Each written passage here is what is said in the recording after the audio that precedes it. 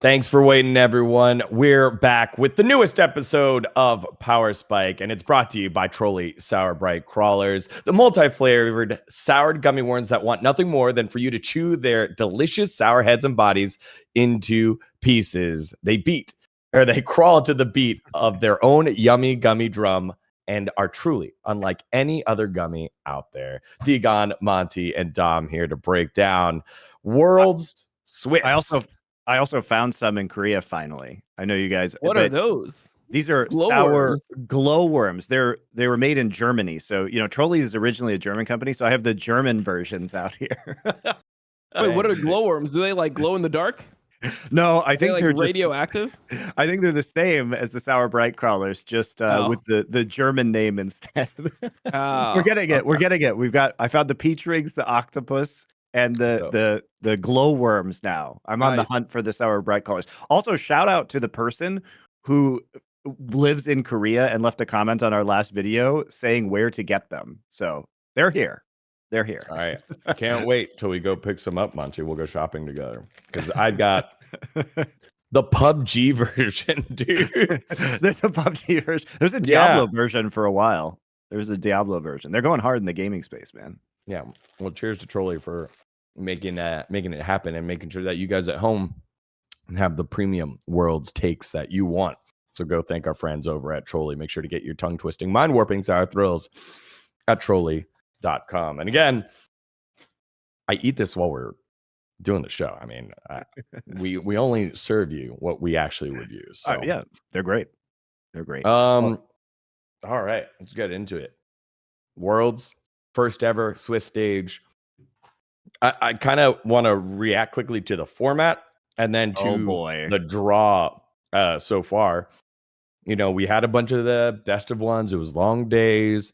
When you think about it, the longest a team could play, which is I think what G2 could possibly do, is if they win, and they play 3 best of 3 series, you could have up to 11 matches. How did you feel about this first week of the Swiss format here, Monty, as our format expert? I know that you don't love it, but we love it more than what it was before.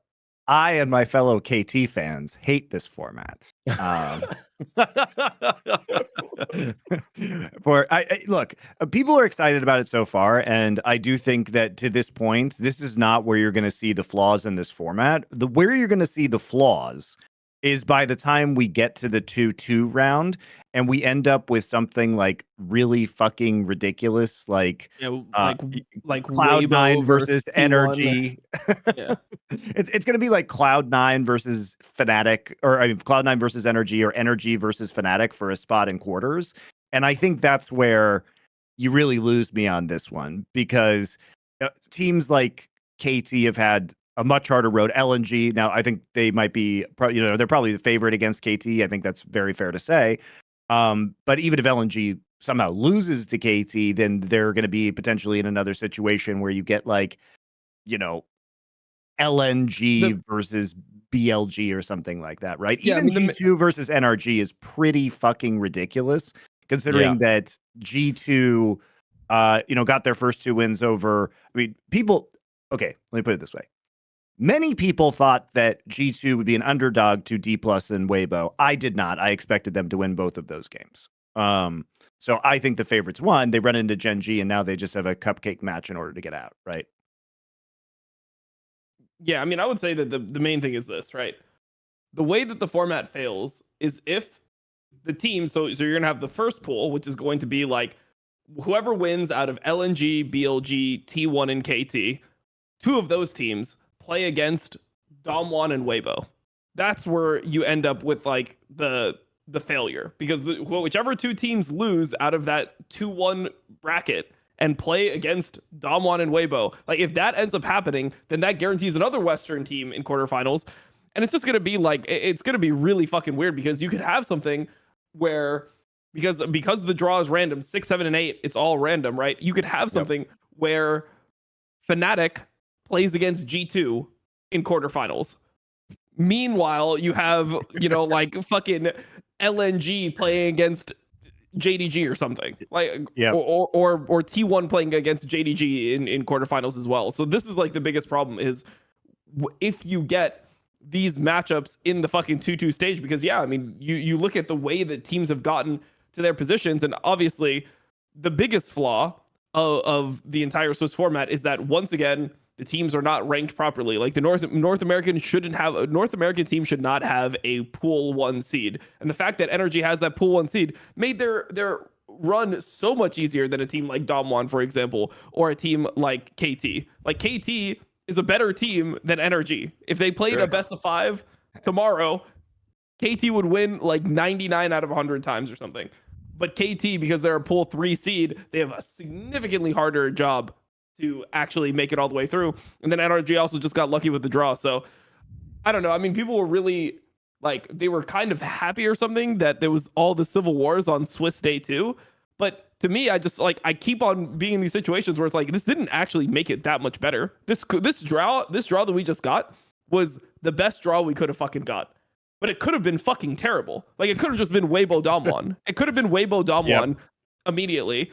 And it could have just been like, you know, G2 playing against fucking LNG, and then G2 playing against like another fucking insane team in the 2-2 stage if they ended up losing. Like, you could end up with a dog shit terrible draw just as easily as you ended up with the good draw here. Actually, it would be more easy because a lot of the situations that happened were like 33% chance to hit. Like, you ended up in situations where BLG matching against T1, that was a 33% chance, right? Like, if that doesn't hit, then a Western team doesn't get this automatic qualification spot. Like, if that ends up being an Energy draw or a G2 draw, you know, then the format is not even close to as exciting. So I think that the main issue with this format is that it feels like it can go wrong so easily, and the teams are not ranked appropriately. One thing I'll say is that I would be more comfortable with this Swiss stage if they just had double elim in the quarterfinals. Like, quarterfinals on, they have double elim, then I think that it's more tolerable. You'll get a couple teams probably qualifying to the quarterfinals that shouldn't. Maybe like 1 or 2 will end up making it just based off getting a lucky draw. But at least then in the quarterfinals, you'll get an accurate 1 to 8 ranking. My biggest issue now is that because of the Swiss stage and because things are randomized, a team like LNG could be the second best team of the tournament. We don't know if LNG or Gen G is actually better, right? And because Gen G ended up playing against the weaker team in G2 as opposed to LNG who drew JDG, you end up in a situation where you could have the 2 best teams on the same side of the fucking bracket meeting in semifinals. And once again, you have like the real finals and semifinals of the tournament. And all of this would be fixed with double elimination. I still think, like, obviously I'm in favor of double elimination for the reason you're saying, but I still think the issue is that this format is designed very intentionally to give upsets and increase the chance that Western teams actually make it into quarterfinals, in which case there is an argument to be made that these are not the best 8 teams in quarterfinals. So even with double elimination, you know, we might see a team, like KT, or Weibo or D+ or even T1 not even make quarterfinals. Like, that's a very real one of them possibility. definitely will make quarterfinals. One of them will for sure not make quarterfinals because G2 and Energy is happening. So one of the Asian teams is guaranteed not making quarterfinals. Like, we already know that. I mean, it was very obvious. We'll reiterate it here again with the Reddit post that was made about how Swiss stage worked. If assuming that every single Western team lost to every single Eastern team, every single time that a Western team played an Eastern team, there was still over a 66% chance that a Western team makes quarterfinals. That's if they lose every single match. That's if G2 lost to Dom1 every single time they lose. Just based off the draw, there was still over a 66% chance that you get a Western team if they can never beat an Eastern team. Yeah, and I think to G2's credit, they've shown that they deserve to be there with the wins that they've had. So I'm not trying to take it away from G2, but somebody is probably going to squeak into the quarterfinals, you know, whether that's Energy or Cloud9 or Fnatic, unless the Swiss system falls exactly right. And even then, the seeding's probably going to be kind of messed up simply because we already saw, of course, the LNG JDG matchup, and those could be the top 2 teams in the world. They could end up on the same side of the bracket. What is, because kind of like what you're saying is, I feel like it creates a little bit of chaos, and as we've highlighted before, Monty, a lot of the tournament makers will pat themselves on the back and be like, what a great tournament that we've had. It's been so exciting. We've had some upsets and we had the best teams make it on through. They're going to pat themselves on the back, even though Dom has made the point that, hey, look, this was one of the best draws that we could have gotten. What is the amount of tolerance for chaos that a bracket would have, or I guess a format would have, that you would want to see compared to what we have now? 0. Like, I want to watch the best teams play each other, right? I don't want randos to get into the bracket. I would design tournaments very differently than this Swiss system, with obviously double elimination and probably a more robust GSL group stage system. I might even do something crazy like, multiple group stages. You could also make an argument to do something like TI has done over the last many years. I think the best iterations of the internationals formats did have the round robin play, and they were seeding teams based on their round robin results into different phases of a double elimination bracket, right? So if you placed lower, sometimes you were placed in the bottom part of the bracket, right? So you didn't get double elimination. I think there are ways to do this. There's an infinite number of ways you could make this work, but Riot has, and I will say this, upgraded from the previous group stage system, because at least now every match matters, and I do think that there's a better chance for the best teams to get out, but at the same time, it's still not an ideal format. And a lot of people, we're just kind of guaranteed probably to get a very mixed bag in the quarterfinal matchups of some total fucking blowouts, and then maybe a 2018 scenario where we see the two best teams play each other in quarters, and that's it for the rest of the event. Also, yeah, I'm a bit of a dummy. Why are we not seeding the next couple of teams that qualify on in compared to random drawing? Like, I guess everyone that isn't 1, 2, right? Is that how that works? Or is it 1, 2, 3, 4 are seeded and then it's random draw everyone else? Yeah. No, they should be seeded to a certain degree. Like the last 2 teams to escape should be the ones that face off against Gen G and JDG, right? No, I think it's 6, 7, and 8. I think 6, 7, 8. Oh, okay, got it. I think got it. 6, There's 7, no way and to 8 do are that. all randomized. I think that it's because they're just like, how do you seed them? I think you draw from the 6, 7, 8 pool, I would assume. Yeah, but that's not seeding. That's what Dom's saying. Got it. Yeah. How do you seed 6, 7, and 8? That's my point. Yeah. I think you have to take them randomly and put them against Gen G and JDG. It could be. I mean, Riot's favorite thing is like average game time. Who the fuck knows? Like what? No. I mean, my understanding is that 3, 4, and 5 are all just randomly seeded, and then 6, 7, and 8 are all randomly seeded as well. Great. So those are just like what you end up with. Also, Dgon, you do not want to ask me about what I would do in a Worlds format, because if it's up to me, I'm bringing like 1 NA team, 2 EU teams, and like 8 fucking Chinese teams. All right, bro. Yep. Like it's just like I don't give a fuck. I want to see the best teams in the world play. I don't care where they're from. And yep. Like it just is what it is. Like if TL is losing to GAM, like if that's how bad the 3rd seed from NA is, I don't need to see a 3rd seed from NA at Worlds. Like it doesn't do anything for me. It honestly probably detracts from my experience having to like be depressed watching us just lose to Vietnam. So yeah. Again. For the record, you never lost to Vietnam, right, Dom? I did lose to Vietnam. But I lost to Vietnam in a game that didn't matter once we were already both eliminated. Okay. So yeah. Okay. I wasn't sure. The GAM win, really cool, historic right there. I was right, by the way. I called it that you did. GAM was better than Team Liquid, and Team Liquid was in fact the worst team at the Swiss stage. So I'm very I just look, you can hate on GAM for whatever reason or think they're not very good, but I think a lot of people were like blinded by the brand of Team Liquid in the West and didn't really. I mean, this team doesn't have carries that can function. Like basically, the Team Liquid game was the best possible game that they could have played against T1. Like that is the best iteration of Team Liquid when Pioshik is popping off on Lee Sin. But at the end of the day, they still have APA and Yun as the primary carries, and Summit, a guy who can't use teleport. So once they failed in that game, I knew it was just fucking over for them, because they were not going to play a better game than that one in this tournament. Yeah, I mean, that was the ceiling. I don't agree with that at all, because I think that like playing your best game against T1 means that like you could play at a worse pace and a worse level, and you can still beat GAM. I think that they played significantly worse against GAM than they like played or they could play even normally. I think they played under the level that you'd expect, and they like choked out of their fucking mind. So like to me, like I think that as soon as they lost to T1, like I actually had more hope because I didn't even think they could play a game that good, period. Yeah. We'll dive deeper into the performance of the West, including our two squads that go out in 15th, 16th place, last place of Swiss, BDS and Team Liquid in a bit. But let's look forward first, because we're not done with the Swiss stage. Actually, one of the most exciting parts of this format is, as Fion tweeted on out, friend of the podcast, Mr. Referee that does the draw. The draw is so exciting. We got phase 2 out here. Thank you, Mr. Referee, for if you're a Western fan, getting either NRG or G2 on in. You get another Civil War, or I guess like West versus West matchup here again in Cloud9 and Fnatic. What do we think of our phase 2 matches here for round 4 and round 5? Cloud9, Fnatic, Weibo, Mad Lions, D+ and Gam, upset-minded Gam. You know, the plot armor is there with D+, but we'll see.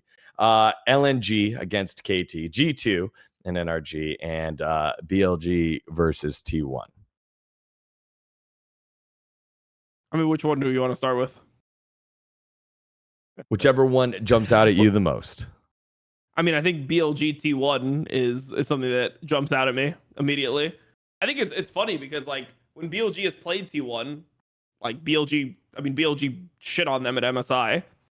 T1 has not looked good in this tournament. I mean, they had that one good game against Cloud9, but it's like nice. Cloud9. I guess you beat a fucking West, like nice. You beat Cloud9, like you stomped the shit out of Cloud9 when they drafted Jax into Rumble and they drafted Belveth without topside. It's like, I guess I just love how they like R5'd Belveth in that matchup after picking a losing matchup. Then they fucked up Belveth's pathing because the Jax was in a losing matchup, and then they just all died top lane anyway. It was just so fucking cursed, that game.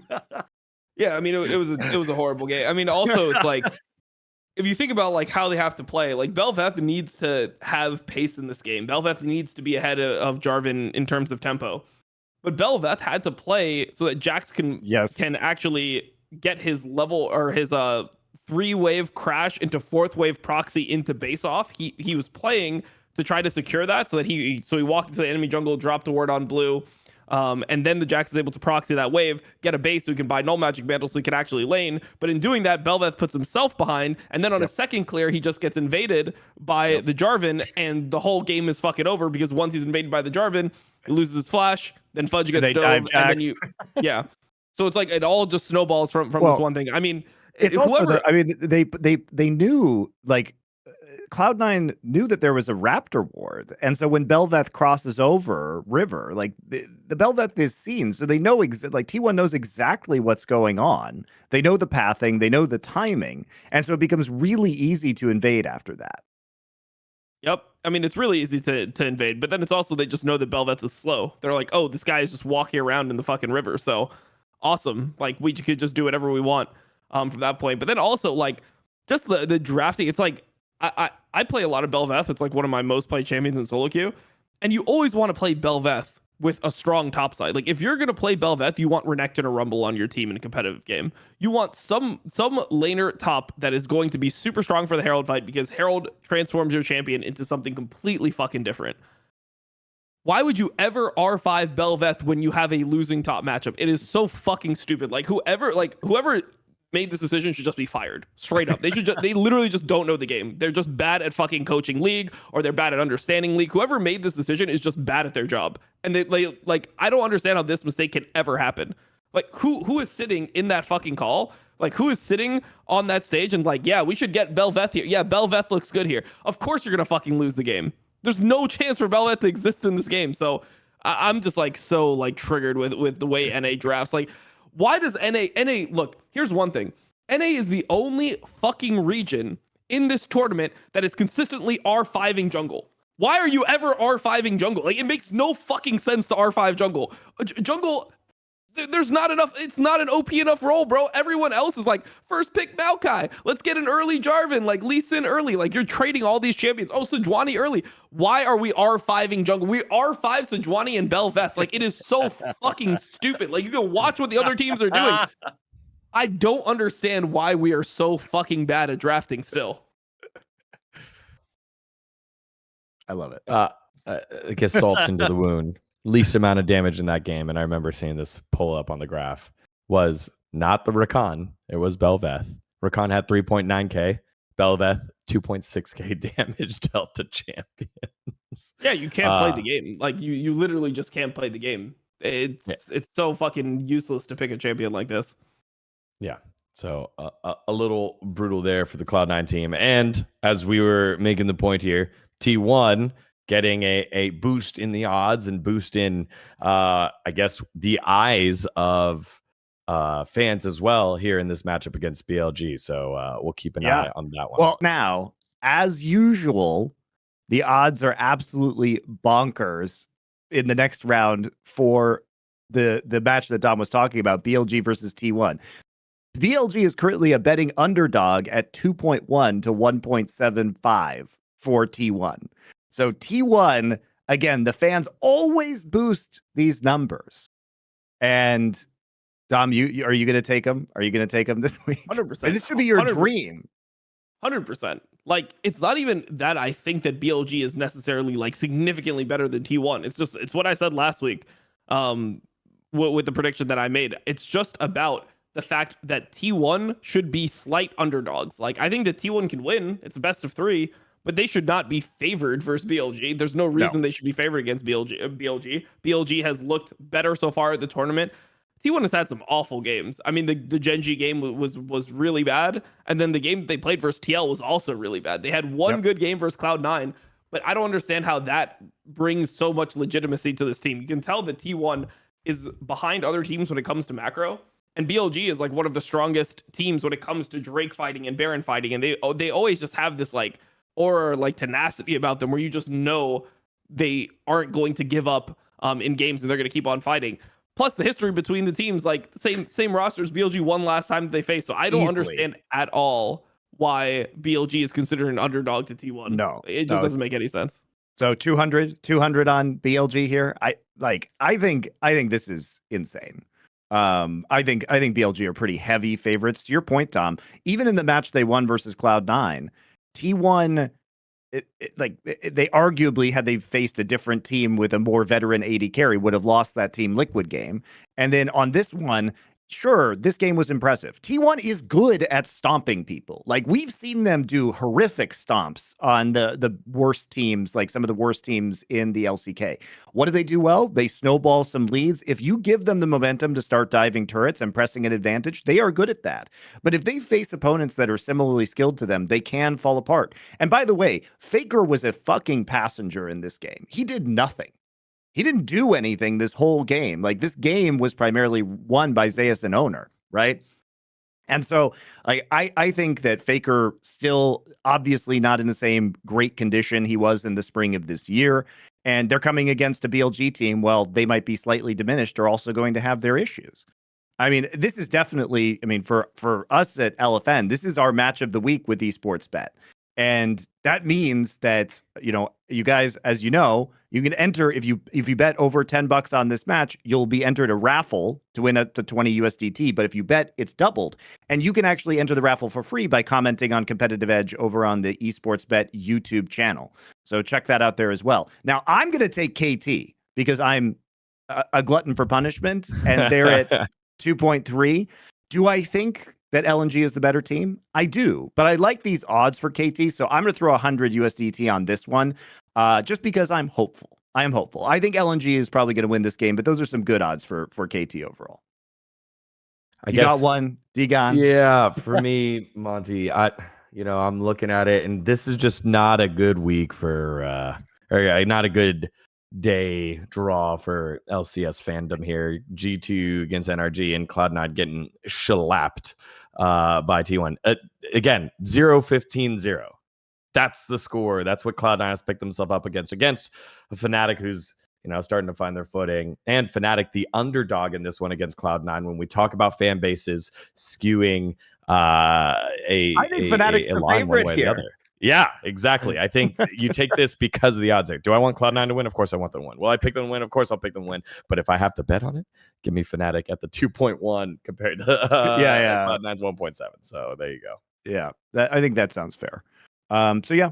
All right. Well, we teased it a little bit earlier. Let's really get into it right now. Two teams from the West already out. Lots of loss. Couple about to knock each other out in Cloud9 and Fnatic. Mad Lions facing an uphill battle for their tournament lives against Weibo. Let's get to our segment of this week's episode. Everything's on fire. The West's performance in Worlds.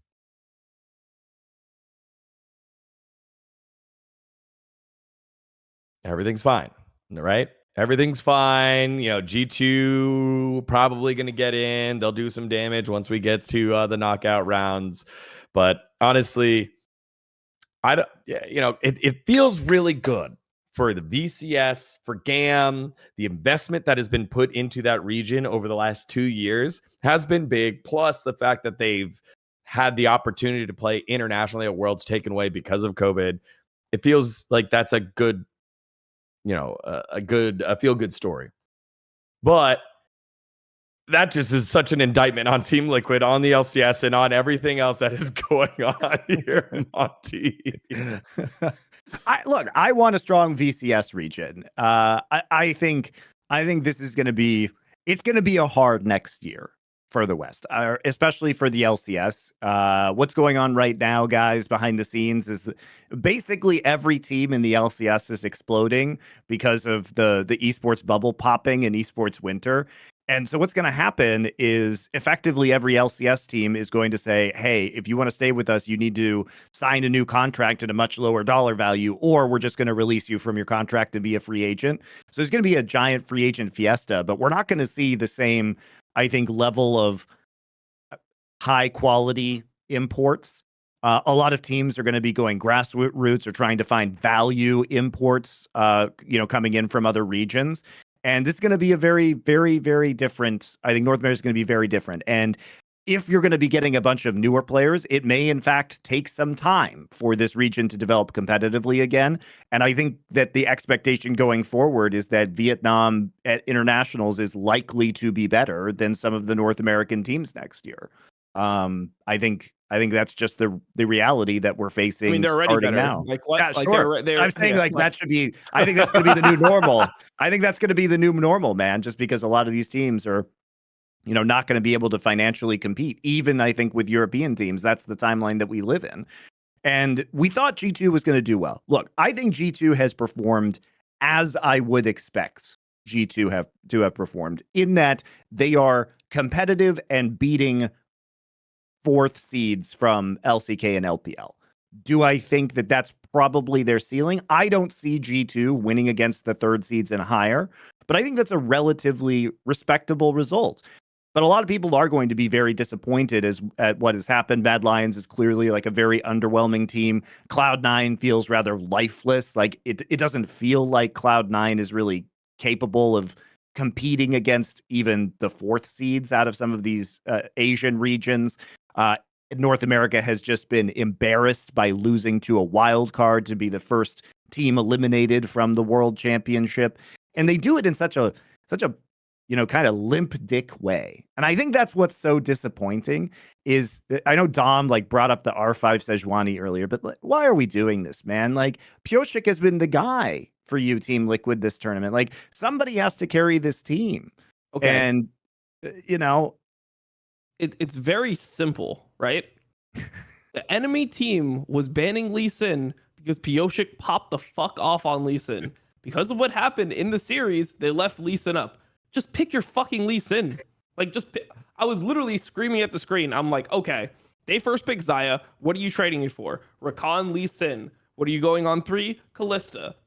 That's your fucking comp. You're just playing what your players play and what they can perform at. And they don't do it for some reason.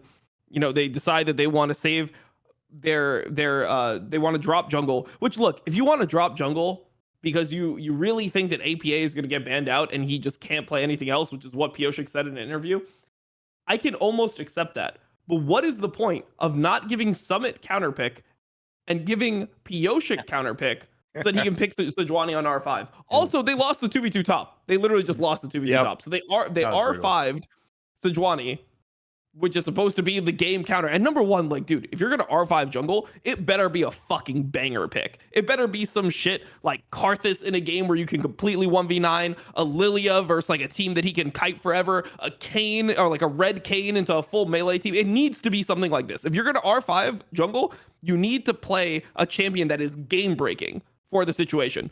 If not, you're fucking over your whole team because you're losing counter picks out for it. So I just hate the overall idea of it. But then they just fucking like Piyoshik misplayed the 2v2. He autoed a minion on his permafrost. Like he literally just misplayed the 2v2, or they could have won the 2v2. So like people will obviously point at APA and Yeon because those guys are like clearly not as good as the rest of the team. But why are the two imports that are getting paid millions of dollars, why are they losing 2v2 to VCS players? Like, isn't that the bigger issue? They're the ones that are paid to fucking carry, and they're not fucking carrying. But we knew this was going to be, I mean, the design of Team Liquid this year was terrible. Like, this was a terribly GM team from the start. The concept of putting this team together was ridiculous on its face. And that's what everybody said at the start of this year in LCS. It makes no sense that they would install rookies in mid and AD carry while importing Piyoshik, who historically has not been that guy, and Summit, whose flaws were clearly on display during his tenure at Cloud9, and who is at his best, yeah, he won the MVP. At his worst, his floor was fucking abysmal in those playoffs that he played with Cloud9. And I get that there was a lot of turmoil within the team, and he may have just completely checked out, but that doesn't forgive his performance. And this guy has. Well, that's something you hold against the player too. Like it's not like, oh, like he checked out. Like, oh, it's like fine. Like that can just happen. Like that is an indictment. Exactly. And if I'm making this Team Liquid roster, and I think that Summit might actually just get pissed because we have some really kind of rookie players on this team, the odds of Summit completely checking out again are too much for me. You know what I mean? Like we saw his attitude. It's very clear. But it's also just he was not playing at the same level. He wasn't dominating lanes. He wasn't stomping people into the fucking floor the way he was in 2022 spring. So he wasn't playing individually the same way. And the whole idea of this team was that, look, we're going to have this Korean speaking lineup. We'll take like a hit on maybe like some player skill mid and AD so that we have this like this complete package where everyone's able to communicate perfectly, and we'll essentially just be a Korean team, and we'll have this mindset, we'll work really hard. That shit completely all failed, right? Harry got benched, like it just didn't work. They had to bring in APA.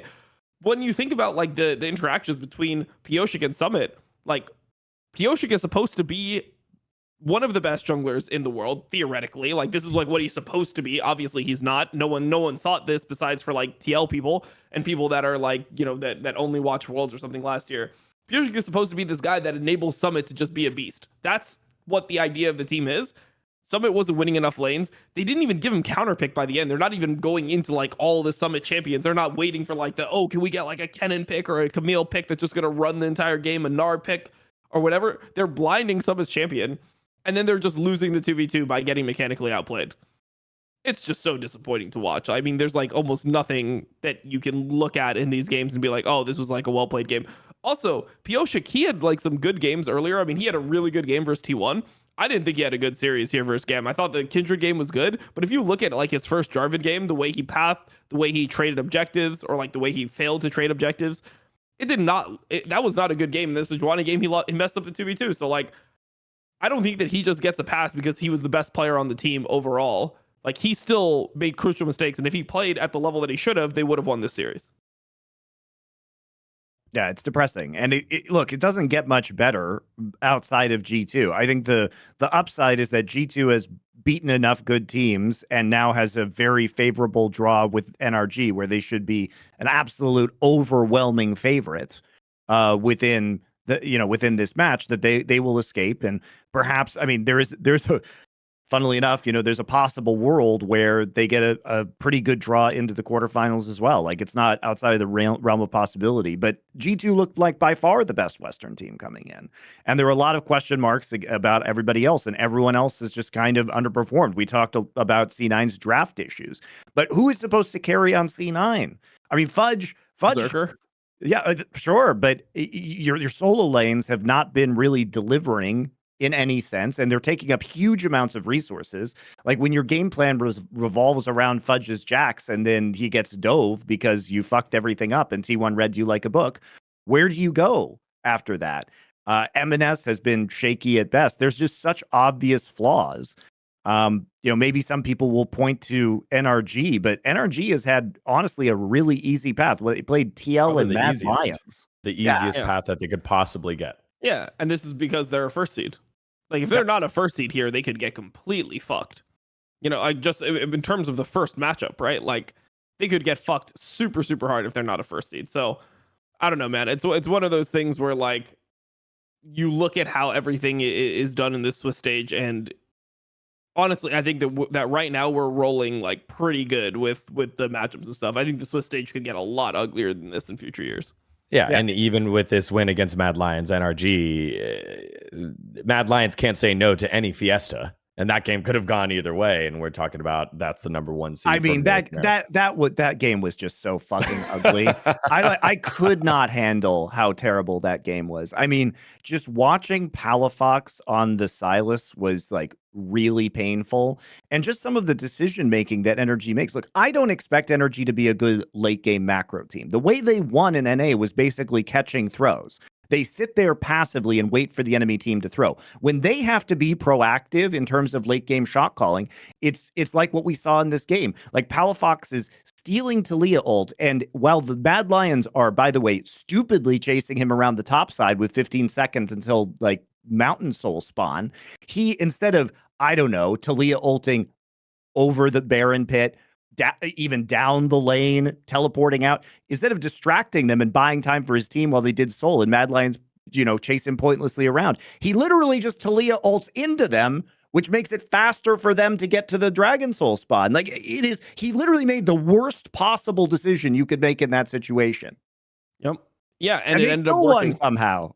Yeah, and it ended up working somehow because Mad Lions committed 5 people to Drake, and then NRG gets free Baron. Yep. I don't know, man. That game was one of the hardest games to watch. I was doing a VOD review and I was just joking, like, how many Mad Lions does it take to take a dragon? Like, it's just, why do you have 5 people in your situation? Like, you can't just leave this Baron up. They have relatively good Baron damage at this point in the game. The whole decision making by both of these teams, like, this game was just a fucking clown fiesta, and it made me super pissed. It should have been a really easy game for NRG with how everything opened. They should have won this game in like 25 minutes. It just gives you like no hope for. I mean, look, on one hand, you could say because it's NRG and because of like where they were even like 3 months ago, like they're performing better than expectations. Like they're actually playing like better than they were. Like they've improved as a team. But when you go onto the world stage, like the matches that they're going to play coming up, it feels completely doomed. Like they're just not on the level of the teams that they're going to be facing, unless they get like a dream draw where they play against G2 and then they play against like Fnatic or something. Maybe but that's a possibility. You know what I mean? Yep. I think Fnatic. I'll inject a little bit of hopium in here. There we go. All right, because it was the West performance at Worlds, not the West failures at Worlds, Monty. Yeah. So I will inject a small amount of hopium in that I think Fnatic, they obviously could have beaten BLG. And I think that was an encouraging game.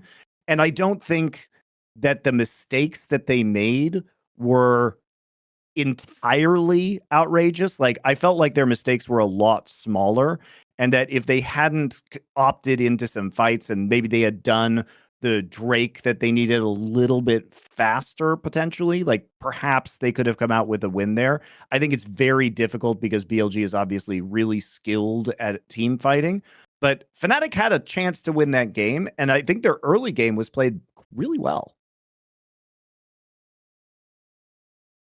Any more hopium you want to inject, Tom? I mean, when I look at that game, I just think about just the fact that they're playing champions that BLG is just not expecting. That's like the main thing that I'm looking at is like, oh, they played Ivor and Poppy like top They jungle. did seem And confused by that. They Yeah, like, seemed that's very just things. confused by Daisy. I mean, I just love when they were just all walking around the choke point next to Harold and getting 3-man knocked up by Daisy. I'm like, what the fuck are you guys doing? Yeah, I mean, it's a game. It's a weird game, right? Because BLG has a lot of games that they don't look great in. But I remember at around like 17 minutes into this game, or like whatever third Drake was, maybe it was like 21 or something. The gold was completely even, and you just look at BLG, and I remember saying to Yamato, doesn't it just feel like Fnatic can never win? Even though the gold is directly even, because Bin is like CSing really well on Jax. You know what he's going to become later on in the game. Elk is getting his items. He's online. Yagao is stable. Like when they're just in these situations, it feels like BLG just ends up outplaying people around Drake's, and they're just so good at like team fighting because they've played so many team fights and they played so many games this year. I saw a crazy. I mean, I have a crazy stat for you guys. So I watched like BLG play, and I'm like, damn, like they played a lot of fucking games, haven't they? So I went and I looked at how many games they've actually played just this year, because they played like double play limb, they were in MSI, yeah. MSI, they played in LPL. So here's something: BLG has played 145 games, 145 Holy shit. official games so far this year, and they still have like the whole rest of the tournament to go. Oscar It's and N's played absolutely like insane. 20. Wait, who else? I would say Oscar Oscar. and yeah. How many games has he played? He hasn't played very many. Yeah, I mean Oscar. Let's see. Oscar has played 31. Is Yeah. what it says. That's fair.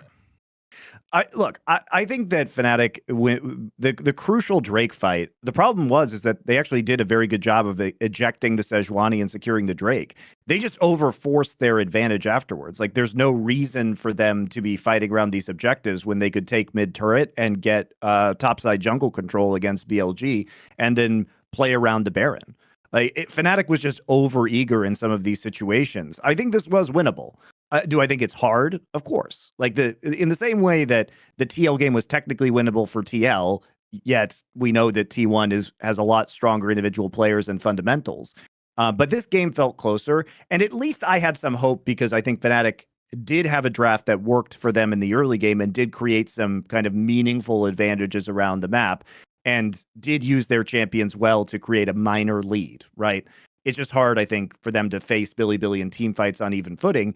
And they opted into a lot of those engagements that were, I think, non-ideal when they should have just focused more on objective control, transferring into vision.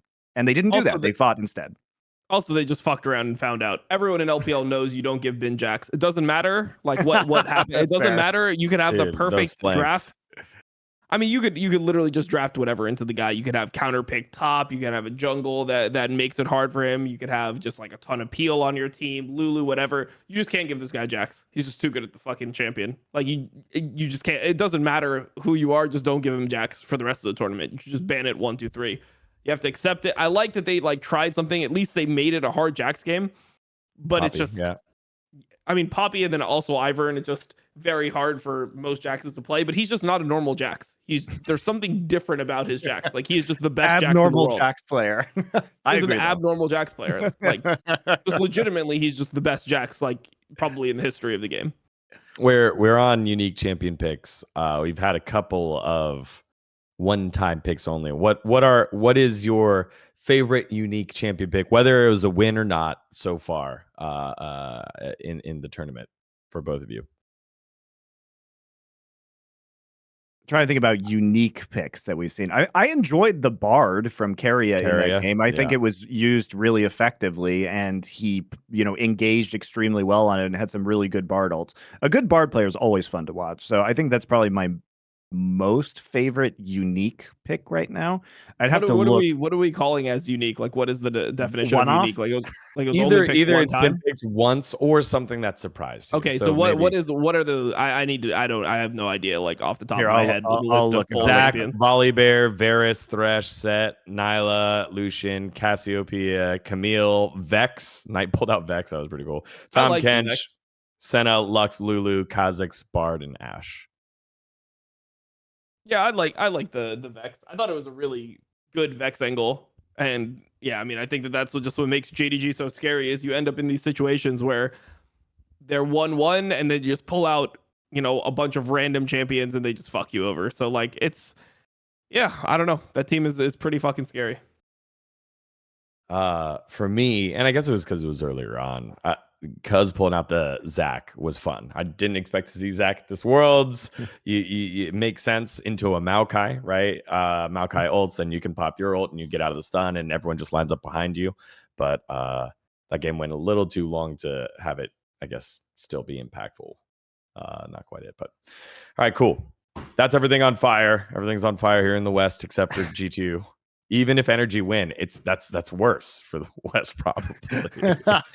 But hoping my boy is the best, as they've got their 2 wins. They've just beat the team that's in front of them. Next up, it's time for the sad news. It's Devoured, and we're figuring out which teams are gonna get eaten up by the competition and eliminated. Let's get to this week's Devoured.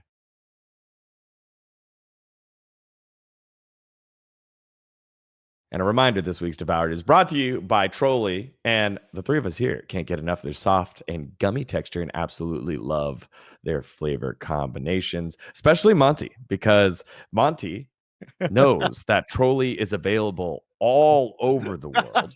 I keep just finding in case you it. need help. Yeah, you keep finding it. I'm seeking it out now, actively looking around for it. It was the octopus, man. What I've been eating now is just the fucking peach rings, man. These things are delicious. The peach rings here are smaller than the ones in the States. Like in the States, they have like the big circles, and these are just these tiny little ones. I think I prefer the small ones, personally.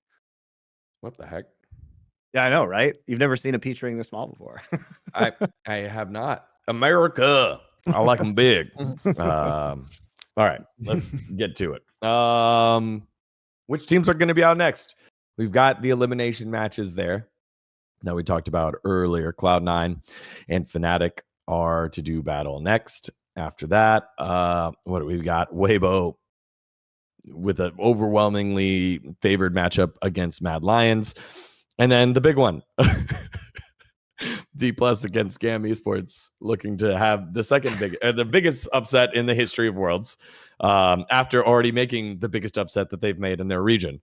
Well, who are the next ones? Yeah, we're all into best of 3s now. I mean, Cloud9 has had kind of a rough run hitting LNG and T1, but they looked so uninspired in those games that I think Fnatic probably has the edge overall in that series, just based on what we've seen so far.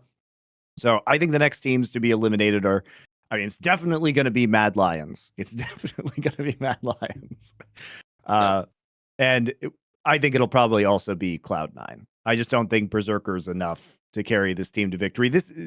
As long as you're banning some of the really snowbally picks, like if he doesn't get his hands on like Xayah or Kalista, I think this is a much more even meta at Worlds than we've seen for other players to be able to carry the game, especially out of top. It's a very good top carry meta, it feels like.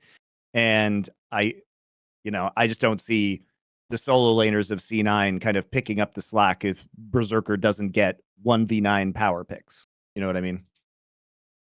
Yep. I feel the same way. I think that Fnatic will win. I think Weibo will win and Dom1 will win. I just don't think that like there's even not much to discuss, because like Weibo versus Mad, I think it's such a Weibo sided matchup that I feel like you just ban Bel'Veth against Mad Lions, you collect your free win. And then Gam versus Dom1, I mean, yeah, there's nothing to even discuss there. Gam is not a good team. That's why the TL loss is so embarrassing. C9 versus Fnatic, it just feels like C9's ready to disappoint us once again. Like, it feels like they're just, whenever you try to believe in C9 internationally, they always play a little bit worse than you expect. And I think they'll do it again here. Yeah, I just think that when you look at Fnatic, like how they play as a team, I just think that they'll be better topside. And I think that they'll have some type of drafts that are going to just be annoying for Cloud9 to deal with. I feel like Cloud9 doesn't deal well with things like Ivern, or just like Razork's like ability to just like perma gank and really fuck up a game. Seems like this game will be up to like Razork versus Blabber. Yeah, and that's depressing. Go? I think it's, yeah, and I think it's depressing because at that point you're looking at both the second and third seeds from LCS being eliminated amongst the first 4 teams, right? That's That's a pretty big indictment of NA. Yep. And it's not even like they got like super hard schedules or something. Like C9 got like mad into Fnatic. I mean, they should be able to win, but I just don't believe in the team. There's something off about this team. Yeah, it does feel a little different. And, one way that you're always able to eke out a little bit of the advantage is draft. And that was on under a microscope in the last game. You've got Doms. Is it your GOAT jungler of North America? GOAT jungler of North America here, who does the least amount of damage in a Worlds game, not set up for success. I mean, I don't even care about like lowest amount of damage because the game just ends. Like the game is just over to me at like 4 minutes into the game. Like, I'm watching the game, I just know the game's over at 4 minutes. So it doesn't even matter like what you do at that point. Like you just can't really play the game anymore. There's too many problems to deal with. It's like very easy for the enemy team to play out. So it's mainly just that like I don't think that the team has like anything inspiring about them. They had the Talia pick for Blabber. He played it well. That's going to be banned every single game.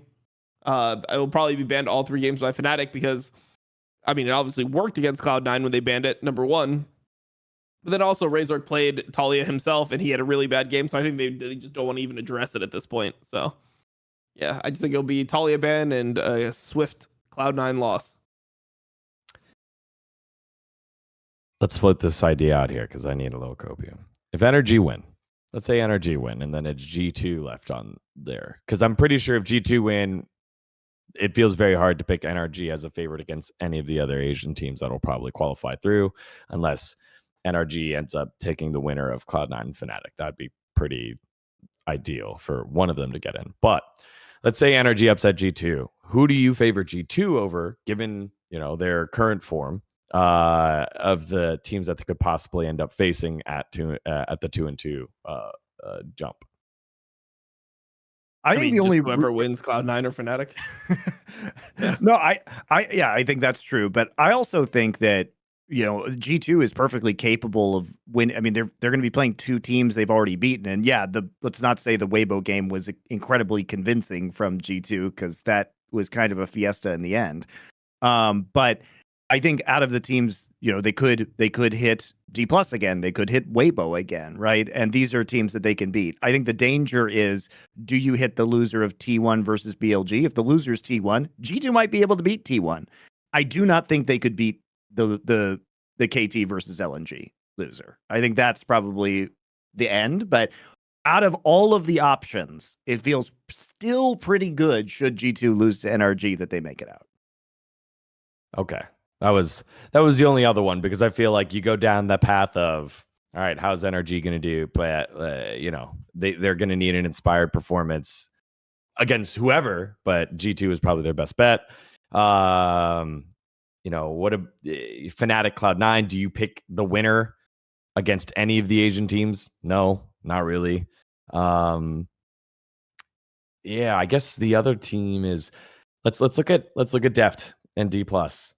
Is there a world, because they're going to get past GAM, that they sneak back on in? Is there any, other than a Western team where we would pick D+, are they the worst Asian team left?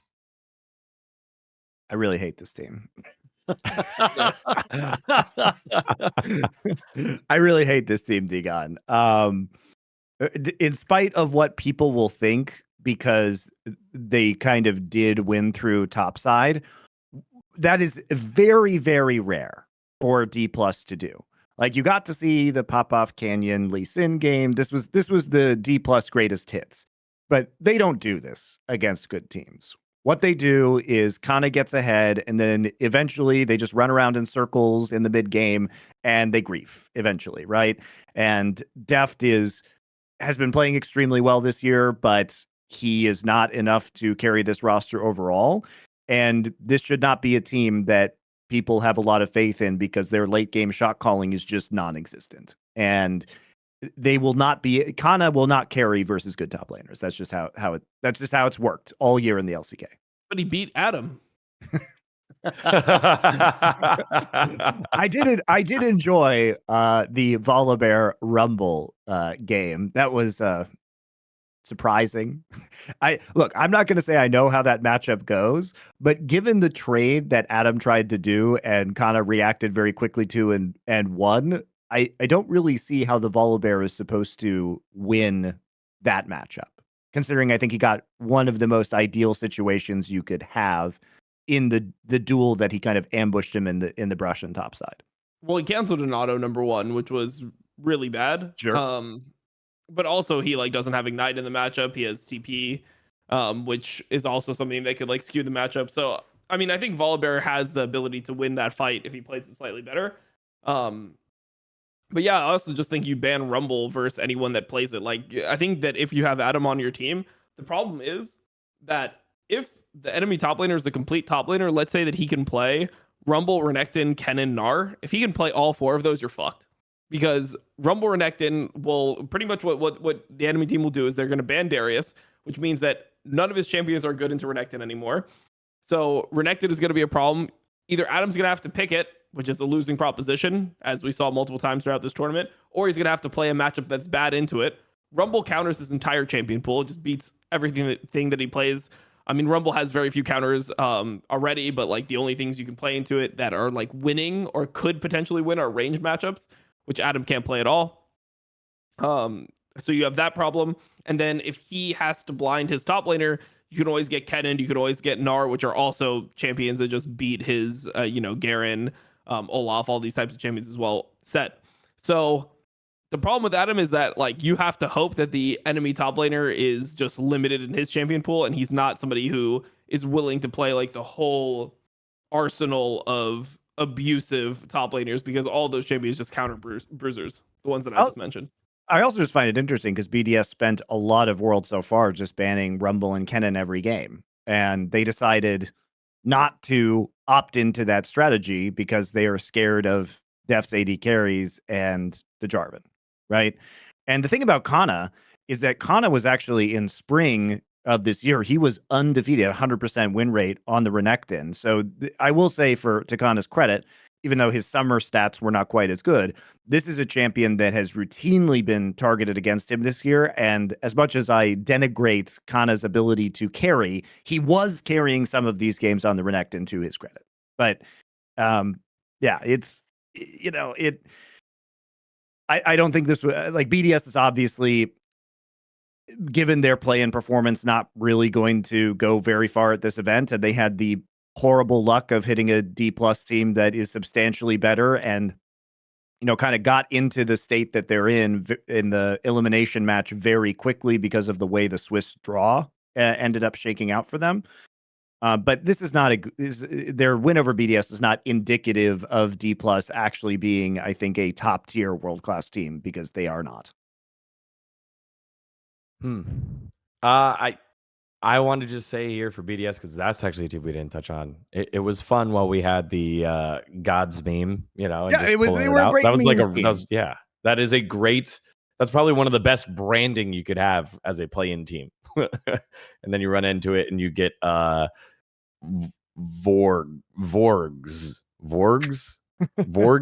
As Volibear, Olaf, Renekton, and Garen. Vorg. I don't know. If you can figure out a better acronym for me, please do in the comments below. Also, while you're there, make sure to like and subscribe on our channel. I also think like Sheo and Nuke are just not those guys at the international level. Well, they also just didn't play what they actually play, which I don't understand. Like they spent the whole year. They were the team. BDS was the team that was playing things like Maokai Syndra, Maokai Cassio, like Sejuani with these types of picks. Like they never actually played dominant mid jungle 2v2, kill the guy in lane, roam together, take over the map. That's never what they did. They put Nuck on control mages. They had Sheo play whatever champions were just strong in the meta, and they just existed. If they played around mid, it was to like secure vision around mid and let Nuke do his thing. So my biggest issue with how they approached the Dom1 series is the fact that they played LeBlanc Lee Sin. Like they're never going to win versus Canyon Showmaker on LeBlanc Lee Sin. They even got the early kill, and what did they do with it? They did nothing with it the entire game. And when you think about BDS, this is something that I tweeted out. BDS was a team that literally could not play static Shiv LeBlanc when it was disgustingly OP the entire year. when it was disgustingly OP, they had to blue side ban it over and over again. They just couldn't play this champion. So if you couldn't play that version of LeBlanc that's super brain dead and like really broken, what makes you think you could play LeBlanc Lee Sin against Canyon Showmaker? It makes no fucking sense to me. Yep. No. Again, you know, people might point to the fact that all these guys are 22 except Crowny, so you got time to grow together. But an experience for BDS, and definitely, I think you'd rather be them than Golden Guardians. So, yeah. Yep. BDS out.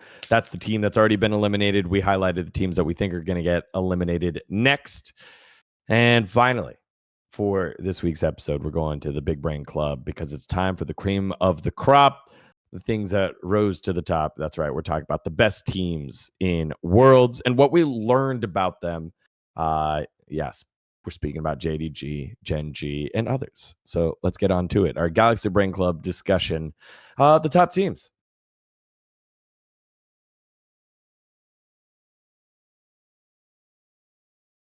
All right, let's hear it. Come on, Dom.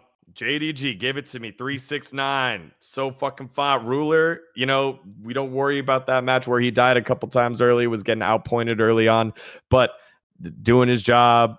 Knight, come on, fill me in. I mean, JDG has just been like this all year round. The thing that I like the most about JDG is whenever somebody has a bad series or somebody has a bad day, everyone just like picks up the slack and just enables them to still be incorporated into the team, and they'll just like out team fight you no matter what. Like they all just have each other's back. And it even shows through outside of just the fact that, like, you know, in the game, Ruler gets solo killed by Gala, then instantly when the wave bounces back, they're like 3-man diving Gala, making the game unplayable for him. It's not even just that. It's like in the team fights, think about how they actually play. 369 TPs on Aatrox into 5 people, and Missing is instantly there to like Rakan. Like that's the real hero of that situation, is that Rakan follows him up and buys time for him to proc his Therax, Gore Drinker, whatever, and still be able to like survive the fight. So I mean, this is just what I mean. I just think JDG is by far the best team in the world. Doesn't mean they will guaranteed win, but they are definitely the favorite. And I just think that they're such a scary team because if they all play well, it feels like you're completely fucked. And if they aren't having the best day, they're so good at adapting throughout series and just like covering their mistakes and being able to be clutch when it matters. They've been the most clutch team all year. I mean, they've had their backs against the wall multiple times. You know, versus T1 they were down 2-1 in MSI. Versus LNG they were down 2-1 in finals of summer, and it feels like they just always bounce back. They always figure out an angle, whether it's like drafting champions that the players are comfortable on that are not necessarily in the meta, or just like adapting their draft strategy to really put the eggs into the basket of the people that are actually performing on the day. It just feels like they're such like a hard team to beat because they can win through any lane, they can play almost every champion, and then they also just have this like this actual level of teamwork that we haven't seen before when it comes to having each other's backs and just enabling each other to all carry the games. Yeah, and I think that what was interesting about the LNG series was that it wasn't Ruler's most dazzling performance, right? He was not the biggest factor, even as arguably the best player in the world coming into this tournament. And even, not that he played super badly, but he was not as impactful as we're used to seeing Ruler in some of these matches. But the decision making is really surprising to me. I think you look at JDG, and when you're talking about that Aatrox teleport with the Sterix, you know, that was a pretty ideal on paper scenario for LNG. They're running what is effectively a pick composition, right? They want to get a lot of single target CC down, but because 369 perfectly backed, bought the Sterix on his recall, it meant that he could actually force the engage and live through it. I think that's what was so surprising about that, was that he apparently knew. I'm going to say he knew. I hope he knew, and it wasn't just kind of coincidental, that he was going to be able to live through this. And he absorbed every single important like CC ult cooldown during that engage, and manages to get out of that situation thanks to the Sterix shield, thanks to the Gore Drinker proc on like 4 or 5 people. And this is a scenario that makes JDG unique. It was really surprising because what seemed to be a mistake in and playing into LNG's win condition turned out to be a brilliant reversal. And that is scary. That is scary because I saw that coming in and I thought that LNG was just going to be able to burst him and snowball out on that Drake fight. And that is not what happened at all. So them knowing their limits and trusting each other on those kind of plays, I think is what makes JDG so terrifying. And LNG keeps trying different angles. I mean, I think one of the pleasures is seeing this matchup so many times, but they keep trying things. They want to split push. They want to play the Fiora like they did in the first best of 5. Now they're playing the Camille. They are trying to find ways that are not 5v5 fighting JDG because they are clearly not confident that they are going to win with that style. So instead, it's about finding people out of position and pick compositions. But I think the issue with LNG is inevitably they get drawn back into those 5v5s because JDG is good at forcing them and good at baiting them. I mean, it's just also how the game works. Like, you're just going to be in 5v5s because, like, Drake is so fucking important. You're going to be in a Seoul fight and you're going to have to 5v5 at some point during the game. And when that actually happens, it feels like JDG is just going to beat you. Yeah, I think it's really, really difficult. You basically have to play to avoid the situation. You have to play a perfect split push pressure game or a perfect vision game where you can get the picks that you need. But that is much, much harder to do than just playing 5v5 team fights. It's much harder. So your level of execution has to be perfect. And even if you have advantages, we've seen LNG throw games with pretty significant leads because their comps are not suited and JDG is just too fucking good at team fighting. It's been a very close matchup, but as Dom says, when push comes to shove, when they're in the clutch, that's when we see JDG turn it on. And it's been so consistent in that manner that it is difficult to believe that they are still not an absolute massive favorite for Worlds. Who's been their best player on their team, Dom? JDG? Yeah, 369. I mean, like, are you talking about like during this Worlds only, like over the course of the whole year? This Worlds. Like, so if we're gonna give out Worlds MVP, who are we looking at? The 5 games they've played. I mean, I would say 369. I think 369 is like so fucking good. Like, the thing about 369 is he team fights so well that even, like, for example, the game versus Adam, where Kanavi actually griefs him on the Herald fight, he's still complete. Yeah. He's always fine in the game. 369 is never like completely out of a game, or he's never so behind that he's going to be useless, and he just team fights better than any other top laner that we've seen. Like, he just understands team fighting on another level of like spacing, understanding when his carries can hit, how to like absorb zones, like how much damage he should take at different points. It's very hard to play on the exact edge that 369 plays on, where he's, playing a tank and he's frontlining to the point where, like, he's absorbing the max damage, then he's out of the fight, getting his cooldowns back, coming back in. Like, it's so hard to play team fights like that. And I don't know, he just does it so well. So I'd say this Worlds has been 369. I thought the Aatrox game was really good. Like the Ornn game versus Adam, when he's fucked, he's just significantly more useful than Adam throughout the game as well. So I like also how he's drawing Ornn bans in this meta. Yeah. Yeah, you have to ban Ornn against this pressure. Yeah, he's taking pressure off the draft as well. Which I think is impressive. Yeah, people don't want to play against his Renekton. He's really good at Renekton. He's really good at Ornn. He can play Cassante. He can play Aatrox. He has probably other things in the tank that we haven't seen yet.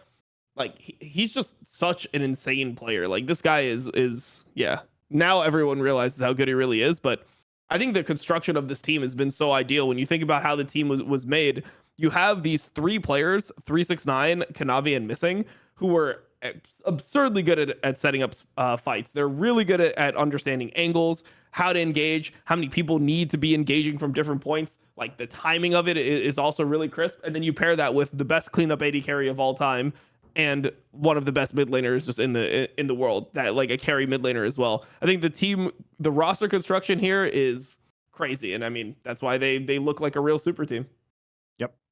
So still the favorite, I would say. Let's stay in this series because there's another player in this series that you've called out. Probably what I think it was best young player or something in Zika. How do you feel like his performance has been so far, Dom? I think he's been solid. I mean, I think that his Jax games, he was probably like a little further behind than he should be, but I mean, I think that this guy is really good. On my world's top 25, I think I had him like 7th best in the world, which surprised people. Like they didn't realize that I valued him this highly. But I just think that his ability to be able to play carries and tanks is really interesting. And that was a transformation that took place very late in the year as well, which I think a lot of people did not expect him to kind of take that next step into being a focal point on this team. And I don't think that LNG's issues are, it's not, Zika's not why they're losing. Like LNG just can't beat JDG at their own game, and their shot calling is also just not quite good enough to succeed in the pick and split push comps that they've selected. It's good enough to kind of like push JDG to the brink, but not good enough to power through, right? To power through and actually take the win. Just to throw you off because this is the only way I can get you. It's time for Dgon's Fact of the Week, brought to you by no one. Head coach of JDG. And this is for both of you, Monty. So this one, you've got this one. Head coach of JDG, Coach Hum. Coach Hum, how many LPL and OGNHS LCK championships did he win? Because he had one. He had one in as the top laner for MVP Ozone. Correct. Yep. I do not know how many LPL champions he has. Championships has he won?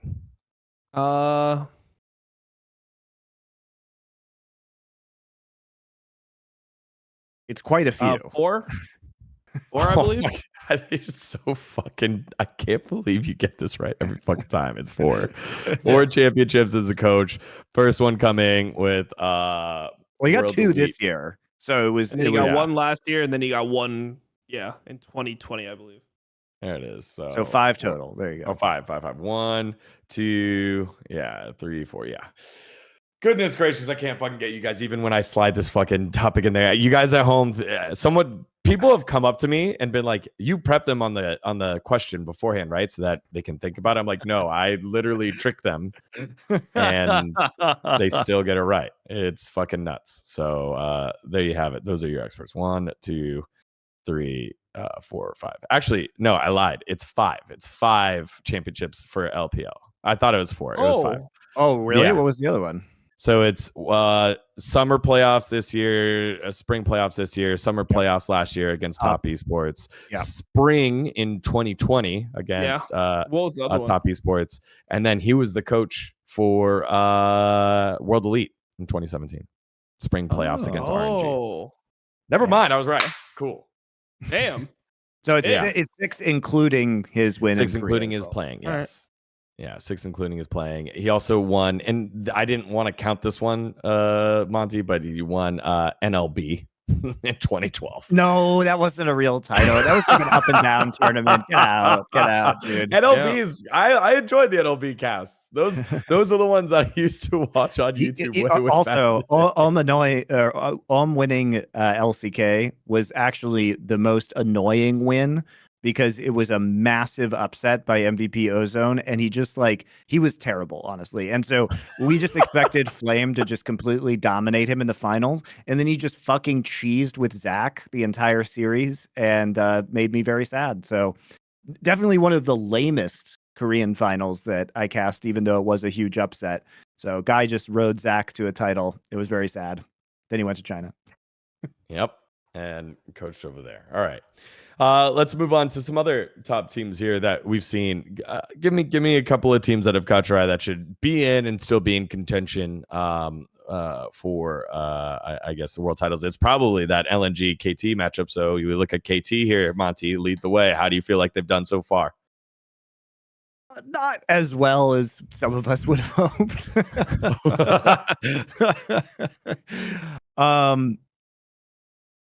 They looked better versus Weibo, but even then they still had some throw moments of being overly ambitious after I think a pretty compelling and strong early game. Like Aiming definitely pulled some of those fights out of the fire when Light looked like he was getting quite scary and the kind of late game powerhouses were coming online for Weibo. KT also showed their creativity. I mean, you look at the way that they're using clones and the really fun gank that BDD had in the bot lane. Not surprising, of course, that Cuz would go back over to the Viego. Cuz got kind of an early pass, too. He got some really hard farming done in the early game, which was great for him on Viego. But KT, this is, they run pick compositions well. This is kind of what they do. It has been their specialty since, more or less kind of halfway through the spring split of this year. And what they play around vision and they try and find somebody, catch somebody out before you fight them at an objective. That is their main PowerPoint. They are not, I don't think, the best team at the 5v5 team fights. So KT, they really struggled, I think, in the early parts of this. And what was looking like an extremely clean game due to an overextension in the top side against Weibo got a little bit ropey and kind of scary for them there. I was encouraged to see BDD have a better game in the last one, but they haven't been up to the form clearly that they were in during the regular season in summer. And that obviously needs to change if they're going to make a deep run here. I do think they'll make quarters And then out, Dom. I think it depends on draft or on the draw. Yeah. Like, I think that the draw really, really just changes everything. People keep on asking me, like, who do you think is going to make top 8? And I feel like it's completely irrelevant this year because, like, whoever you think are the 8 best teams in the world might just not make top 8 based off draw. You can never know how this tournament is going to play out. I think that's the weird thing about Swiss is before, when you would get these types of questions, it would be like, oh, which teams do you think are going to be top 2 in each group? And like who's playing what matches without knowing who's going to play what matches. Like, yeah, I mean, you could just have 2 Western teams in quarterfinals without having to face Asian teams in elimination games. So I think KT could possibly beat T1, even though they keep on losing. They lost to T1 domestically. I mean, they should definitely beat T1. They should definitely beat T1. But we always say that. Possible draw, right? Like, that's a very possible draw. Yeah, I don't know. Like, KT, I think they played a really good game against Weibo. That was probably one of the best games that I've seen them play. I just don't really believe in like what they have to do in order to win games. Like, essentially, it feels to me like if Cuz doesn't play Viego, he's like half the player that he normally is. And I don't think Viego is like that great of a champion as well. So I just don't really think that they'll make a deep run. I mean, when I think about the top 4 teams at this tournament, I think right now it's like, for me, it's BLG, LNG, Gen.G, JDG. Yep. I think that's fair based on what we've seen so far. But I think KT, if they can reach where they did in the regular season of summer and we know what their peak is capable of, I think that they are in contention for top 4, but I haven't seen that form yet at this tournament. Their games, I think, have not been quite clean enough, even with some early game domination. I think Cuz his Sejuani and Maokai games have also been fine. That's what his duty was for a lot of KT over the course of the summer split. So he can, especially his Sejuani, can be good. He also, if Wukong is kind of slowly creeping back into the meta, then perhaps that'll be an opportunity for him as well. Guys, I've been racking my brain on this a little bit now. I'm sorry, because it's really confusing in terms of seeding again. Format seeding. We have 2 teams already qualified. Yep. They'll be on opposite sides of the bracket. Correct. We have 3 teams qualifying in next. Right? Yes. How do we decide out of the 3 teams that are here? There should be 2 slots for top 4. How right? Right. Yep. And then how are they deciding who's the bottom 2? Because there's 3 teams that are going to be 3 and 2, right? I'm looking at the rule book right now and I'm trying to figure out what the drop. I'm pretty sure it's just random. Oh, it's literally random. So it's top 2, and then it says, oh, the bottom 2 teams automatically get drawn to the bottom 2. But there's 3 teams. Am I crazy? I'm trying to figure this out. Yeah, I mean, tiebreaker. Yeah, I think it's just random. That's so ass. I guess out of those 3 teams would play each other. So 4th and 5th play each other, and 3rd. So like, I guess the way they view it is they don't think it's that big of a distinction. The distinction is between 6, 7, and 8, because 7 and 8 have to play against JDG and Gen.G. So, but yeah, I'm pretty sure it's just random. Okay. All right. I've been trying to. I actually I'm looking at the PDF of the rule book right now, and I cannot I can't find it. I can't figure it out. Tiebreaker. It doesn't look like any tiebreaker stuff. Okay. Sorry. That was confusing. All right. Well, that was KT because I was trying to figure out if KT win, G2 win, and the BLG win, the likely out. I guess LNG would be more likely. If those 3 teams win, how do you know who's on what side? Doesn't make any sense to me. So, okay. Finally, I guess. Are there any more teams So there it says that should here, be teams that finish the Swiss stage with a 3-0 match record will be randomly paired against teams that finish Swiss stage with a 3-2 match record. So it'll be one of basically they're randomly drawing from 6, 7, 8. Yeah. So 2 teams who escape on the final day will get unlucky versus JDG and Genji. And then following this draw, the remaining 4 teams will be randomly picked. So the 3-1 and 3-2 teams. So the one remaining 3-2 team will then be randomly drawn against the 3-1 teams. Got it. So 2 teams get super unlucky, 1 team gets super lucky, and then the 3 teams. Yeah. Got it. Yeah. Okay. That's a lot of chaos. That's too much chaos. That's why I was like, this isn't determined beforehand. No, it's not. It's done by the draw of the bottom teams first. Okay. Thank you for that. And finally, this is a team who's known nothing but struggle. Bridesmaid, BLG. BLG is a squad here that I don't think we touched on enough here, Dom.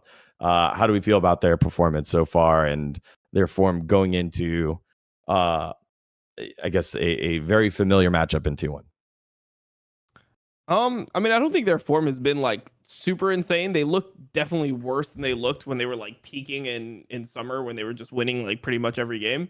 But that being said, I think that they're good enough that they'll still end up beating most teams. Like, I don't think they need to be in peak BLG form in order to beat T1 because T1 is also looking worse than they were looking at, their peak as well. I mean, even this tournament, I would say BLG looks better than T1. Yep. And I just think that BLG will just get by team fighting and just having enough. Like they have enough of an identity that they just know how to play with each other. Like Elk is always strong. Everyone knows how to play with Bin on this team. On is going to play playmakers, and Yagao is just going to essentially be a facilitator. Even if he plays the carry, he's going to play as a facilitator on the team. He'll drop farm to be in the right places in team fights. He'll be somebody who is looking to control chokes and just do all the like dirty work for the team, essentially. So I just feel like they're very comfortable playing with each other, and that's probably the best part about them. They can't beat JDG, but I think anyone else they could beat. I mean, like BLG is the team that could potentially make second in this tournament. I think you always, the other thing too is that they have a degree of depth to them because you always have to at least have in the back of your mind that the Shun like carry games could be coming through as well. So there's I think an additional dimension to their play that makes it a little bit harder to prep for them. But in this meta and at this tournament, unless you have a really good plan for how you are going to approach this team, because I think like JDG, approaching them in a way where you are confident that you are going to consistently win 5v5s is the wrong way to go about things. And we already saw them beat KT, who is arguably the best pick comp team in Korea. Now, do I think KT played pretty badly by their own standards in that game? Sure. But you need somebody who really, I think, controls vision effectively and who has a strong early game presence to start some sort of snowball, because you trying to go even and go into these team fights, the margin for error, as we saw in the Fnatic game, is just really low. It's really low. You need advantages heading into the 5v5s, or you need to not overcommit or not opt into those team fights. And that's what we saw when BLG beat T1 and Genji at MSI. It's because I think both of those teams arrogantly thought that they could opt into BLG's game plan and win. And that was really not true. So I wouldn't go in expecting that again. And I do think that they are a pretty substantially better team than T1 at the moment. All right, there you have it. Those are the top teams that are left on in the tournament so far that I guess we expect to still make it on in and have an impact and have a claim to the World Championship. We still have a couple rounds to go. And again, it is hard to predict the future given the fact that we've got our pseudo protagonist in Mr. Referee pulling the I do love that guy. draws out. It's great, dude. It's great that we all have different I guess cult heroes that come up. This year's is Mr. Referee. So I just love his stone face and I also like how he doesn't look at it first himself and then turn it around. You know, he opens it to the side. So there's no like reaction from him whatsoever. He's taking his job extremely. It's a job that doesn't need to be taken seriously, that is being taken seriously, which is where the comedy comes from it, right? yeah. I think it's hilarious. I think it's hilarious. Lastly, just want to shout out a friend of the chat giving a good nerdy comment here. We've been talking about the format, and format stinks. You know, I was asking about the tiebreakers. He goes, MLA is all I know. That's a pretty good format joke for writers, you know. Yeah. Anyway, that's good. I like that. Yeah. As an English Thank you, major, I Wonderson. appreciate that. Yeah. All right, y'all, that's the episode. We have covered as much as we could of this Swiss stage. It's been chaotic. It hasn't been perfect, but it's the beautiful mess that Riot wants Worlds to be. Otherwise, the West, although a smaller region, wouldn't watch it all. Then now we've got G2 or NRG going to group stage, baby. There is a world, right? All right, here we go. Here's the copium take. Time for the copium take. Everyone, Oh no! Here it goes. Just right, turn it off. Cloud9 / Fnatic, you know, whoever wins. Mad Lions upsets Weibo, right? NRG gets on in, so that's G2. And then you've got those 3 matches where Cloud9, Mad Lions, and G2 all get drawn against, I guess it would be what? Damwon, KT. Actually, for Monty's sake, we'll say LNG. Actually, either one sucks, Monty, right? Because both those teams are can KT just have one easy match? Like, if they get to quarters, can they have the easy team, please? Why is it like this? Why is it like this?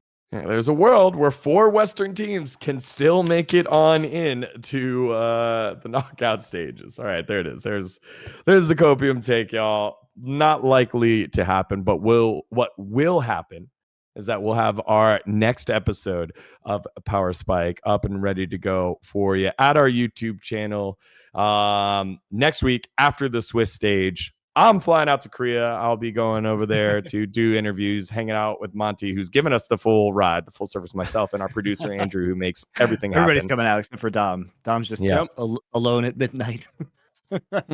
Yep. Yeah. He's going to catch up on some much needed sleep after, one of these upsets happened. Dom, co-stream's good. Everything else good? Yep. Life is good. Good. Monty? I've been doing some VOD review streams during the evening NA time, so that's been fun, and I'll continue doing those throughout Worlds. So morning my time in Korea. For me, thanks to all the homies over at TwitchCon that came by, said hi, and showed the love for the show. Appreciate it. I've got interviews with APA and Kati from GAM Esports after the historic win, and I guess after GAM's historic win. So make sure to head over to my YouTube channel to check that one out, and make sure before you leave, like, comment, and subscribe to our Last Free Nation channel, and check out the Last Free Nation Culture channel. If you're a basketball guy, you can also check out our Last Free Nation Sports channel and support to make sure that we can continue providing content to y'all on behalf of everyone here. Thank you so much for watching Power Spike, and we'll catch you after the Swiss stages. Let's go, NRG.